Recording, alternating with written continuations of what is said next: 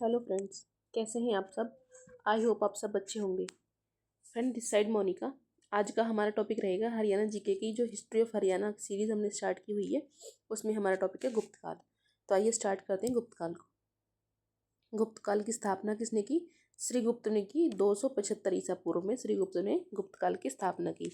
तो एक बार हम देख लेते हैं गुप्तकाल में कौन कौन से शासक हुए। सबसे पहले हुआ श्रीगुप्त। श्रीगुप्त ने क्या किया? गुप्तकाल की स्थापना की।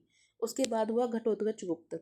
घटोत्कच गुप्त। उसके बाद चंद्रगुप्त प्रथम। ठीक है, एक चंद्रगुप्त मौर्य भी था मौर्य काल के अंदर। ये है गुप्त काल के अंदर चंद्रगुप्त प्रथम। चंद्रगुप्त प्रथम ने किसकी शुरुआत की? गुप्त संवत की शुरुआत की। महाराजाधिराज की से उपाधि दी गई। उसके बाद था समुद्रगुप्त। समुद्रगुप्त किस नाम से जानते हैं? कविराज के नाम से और नेपोलियन के नाम से जानते हैं हम समुद्रगुप्त को। उसके बाद था चंद्रगुप्त द्वितीय। चंद्रगुप्त द्वितीय को इसको जानते हैं विक्रमादित्य के नाम से। उसके बाद था कुमारगुप्त। कुमारगुप्त ने नालंदा यूनिवर्सिटी बनवाई। उसके बाद स्कंदगुप्त। स्कंदगुप्त ने सुदर्शन झील का निर्माण करवाया। ठीक है, तो इसके टाइम पीरियड देख लेते हैं हम। 240 से 280 ईसा पूर्व था श्रीगुप्त। 280 से 319 ईसा पूर्व था घटोत्कच। 319 से 334 ईसा पूर्व था चंद्रगुप्त प्रथम। 335 से 375 ईसा पूर्व था समुद्रगुप्त। 375 से 414 ईसा पूर्व था चंद्रगुप्त द्वितीय। उसके बाद 415 से 454 ईसा पूर्व था कुमारगुप्त। 455 से 467 ईसा पूर्व था स्कंदगुप्त। तो एक बार आप इसे चार्ट याद कर लेना। अगर आपको गुप्त काल का कोई पूछ ले ऐसे सीरीज में कि किसके बाद कौन शासक बना, और आपको वैसे पता भी होना चाहिए। सबसे पहले श्रीगुप्त था। श्रीगुप्त के बाद घटोत्कच। घटोत्कच के बाद चंद्रगुप्त प्रथम। चंद्रगुप्त प्रथम के बाद समुद्रगुप्त। समुद्रगुप्त के बाद चंद्रगुप्त द्वितीय। चंद्रगुप्त द्वितीय के बाद कुमारगुप्त और फिर स्कंदगुप्त। ठीक है, नेक्स्ट देखते हैं।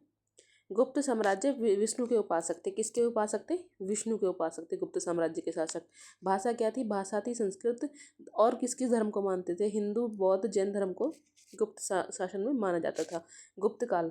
गुप्त काल किस लिए फेमस था? गुप्त काल था कला संस्कृति के लिए, विज्ञान के लिए, साहित्य के लिए, मूर्ति कला के लिए, वास्तुकला के लिए उत्कृष्ट काल था। भारतीय संस्कृति का स्वर्ण युग बोलते हैं हम गुप्त काल को। यहाँ से क्वेश्चन बन सकता है कि भारतीय संस्कृति का स्वर्ण युग क्या है, कौन सा था? भारतीय संस्कृति का स्वर्ण युग था गुप्त काल। उसके बाद नेक्स्ट है गुप्तकालीन मंदिरों को शिखर नहीं होता था। जो गुप्त काल के मंदिर थे उनमें शिखर नहीं होता था। इन्हें ऊंचे चबूतरे पर बनाया जाता था। किस पर बनाया जाता था? ऊंचे चबूतरे पर बनाया जाता था। इनका शिखर नहीं होता था। इन पर पवित्र वृक्ष, उड़ते पक्षी, फूल पत्ती अलंकृत थी। इनकी विषय वस्तु रामायण महाभारत पुराणों से ली गई थी। यहाँ से यही इंपॉर्टेंट है कि भारतीय संस्कृति का स्वर्ण युग किसे बोला जाता था? गुप्त काल को बोला जाता था। और जो यहाँ के मंदिरों की विशेषता क्या है कि उनके शिखर नहीं होते थे, ऊंचे चबूतरे पर बनाए जाते थे मंदिर। नेक्स्ट है समुद्रगुप्त को विसेंट स्मिथ ने भारत का नेपोलियन की उपाधि दी। भारत का नेपोलियन किसे बोला जाता है? भारत का नेपोलियन बोला जाता है समुद्रगुप्त को।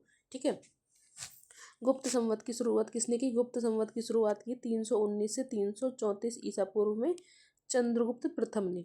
समुद्रगुप्त संगीत प्रेमी था, यह पता हमें सिक्कों से चलता है। सिक्कों पर एक तरफ वीणा बजाता हुआ समुद्रगुप्त और दूसरी ओर लक्ष्मी जी का चित्र अंकित था। ये भी इम्पोर्टेंट है। समुद्रगुप्त ने दक्षिणावर्त के 12 राजाओं तथा आर्यावर्त के 9 राजाओं को हराया। अजंता की गुफाएं भी गुप्त वंश से संबंधित है। अजंता की गुफाएं, ये इंपॉर्टेंट है। ठीक है, नेक्स्ट है चीन यात्री फायान। चीन यात्री फायान चंद्रगुप्त द्वितीय के दरबार में आया। ठीक है, फायान किसके दरबार में आया? चंद्रगुप्त द्वितीय के दरबार में आया। चंद्रगुप्त द्वितीय ने शकों पर विजय प्राप्त कर चांदी के सिक्के चलाए। किसके सिक्के चलाए? चांदी के सिक्के चलाए। धनवंतरी किसके दरबार में चिकित्सक था? चंद्रगुप्त द्वितीय के दरबार में धनवंतरी चिकित्सक था। गुप्त काल में शासन व्यवस्था कैसी थी? राजतंत्रात्मक शासन व्यवस्था थी। उसके बाद स्कंदगुप्त ने हूणों को हराया। स्कंदगुप्त ने सुदर्शन झील का निर्माण करवाया। किसका निर्माण करवाया? सुदर्शन झील का। ठीक है, और उसका पुनर्निर्माण किसने करवाया? ये आप मेरे को कमेंट करके बताना। इस झील का निर्माण चंद्रगुप्त मौर्य ने भी करवाया था। चंद्रगुप्त मौर्य ने भी करवाया था इस झील का निर्माण। ठीक है, और स्कंदगुप्त ने क्या करवाया? इसका पुनः निर्माण करवाया। देखो, मौर्य काल में जो चंद्रगुप्त था वो पहले आया, उसके बाद जो ये गुप्त काल है ये बाद में आया। तो गुप्त काल में जो स्कंदगुप्त है उसने सुदर्शन झील का पुनः निर्माण करवाया और चंद्रगुप्त मौर्य ने निर्माण करवाया। ठीक है, समझ आ गया होगा आई होप। भू राजस्व की दर क्या थी? 1/6 भाग थी। यानी कि अगर 6 हिस्सा हैं तो उसमें से एक हिस्सा हमें राजस्व के रूप में देना पड़ता था उस टाइम। मुद्रा क्या थी? दिनार थी। बाल विवाह की शुरुआत किसने की? गुप्त काल में ही बाल विवाह की शुरुआत हुई। दशमलव प्रणाली का आविष्कार भी गुप्त काल में हुआ। ठीक है, नेक्स्ट है तांबे के सिक्के रामगुप्त ने चलाए। जो मेहरौली का स्तंभ है किससे रिलेटेड है, वो चंद्रगुप्त द्वितीय से रिलेटेड है। गुप्त वंश में चांदी के सिक्कों को क्या बोलते थे, रूपक बोलते थे। कुमार संभव, माल विकाग्निमित्र, अभिज्ञान शकुंतला में किसकी रचना है, कालिदास की रचना है तीनों।